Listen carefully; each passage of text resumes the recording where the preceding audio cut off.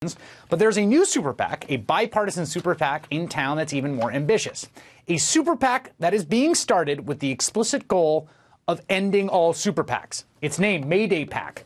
The idea is the brainchild of renowned law professor Lawrence Lessig and is backed by some of the biggest names in Silicon Valley. Well, we want to build a PAC that's going to be big enough to win a Congress committed to fundamental reform by 2016. Well, it was only the middle of May when the group raised its first $1 million. Over 13,000 contributors who gave an average donation of just under $90 each. How do you get Democrats and Republicans both to agree on the fundamental problem and then begin to talk about ways to bring about a solution?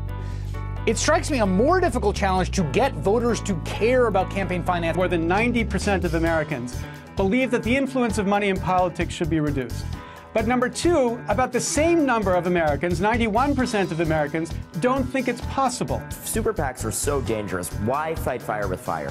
The only way to rally Americans, to give them a sense of hope that there's something that can be done here, is to bring onto the table the biggest, baddest army we can that says, look, we're standing up for Americans' ability to have the primary role in this election.